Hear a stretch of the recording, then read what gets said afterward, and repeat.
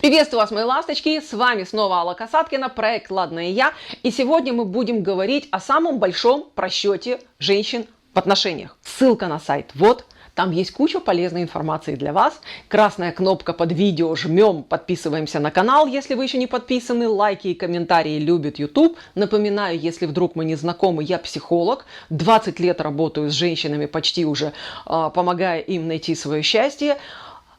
А мы с вами говорим о заблуждении, самом большом, потому что именно с этого заблуждения начинаются все проблемы в отношениях. Когда женщина через какое-то время говорит: как он мог? За что он так со мной?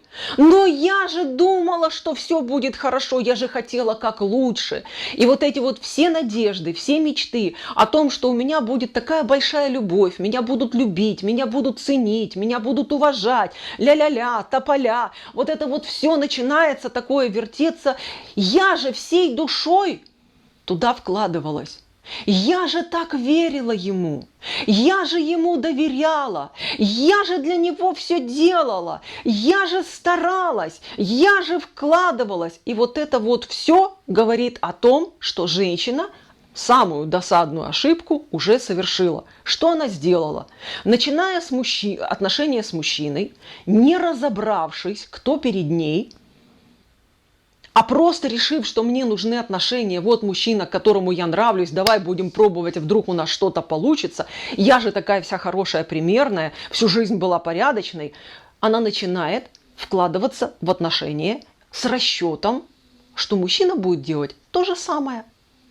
Ну я же к нему по-честному, я же всей душой, и если он сказал мне, что у нас отношения, значит я жду априори, что он должен поступать точно так же, как я, если он хочет отношений со мной. Я вас огорчу, не должен, не должен, не подписывался. У него может быть совершенно другое намерение, может быть, конечно, такое же чистое и красивое, как у вас. Он может быть таким же замечательным, порядочным, и тогда у вас все сложится. И вам это видео будет не актуально, но если вы его смотрите, то, скорее всего, вы столкнулись с мужчиной, у которого совершенно другие мысли на этот счет. Он считает, пусть скажет спасибо, что я с ней согласился побыть.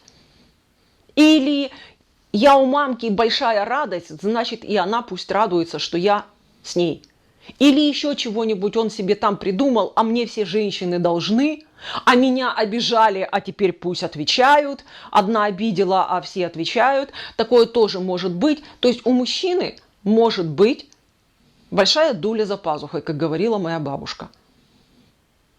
И это ваша ответственность перед самой собой за свое собственное счастье. Смотреть, с кем вы имеете дело. Потому что не должен он быть обязательно таким, как и вы.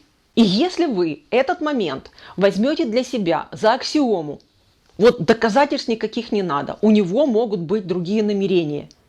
То есть у меня должны быть глазки открыты, ушки на макушке, и я должна смотреть, совпадает ли то, что он делает, с тем, что он говорит.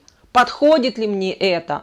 Будет ли мне там хорошо? И только после этого соглашаться на сближение.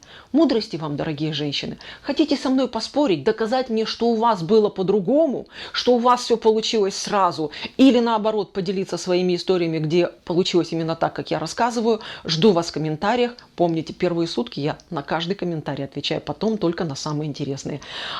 Спешите оставить свои комментарии, а мы с вами встретимся в следующих видео. Пока-пока. С вами была Алла Касаткина и проект «Ладно и я».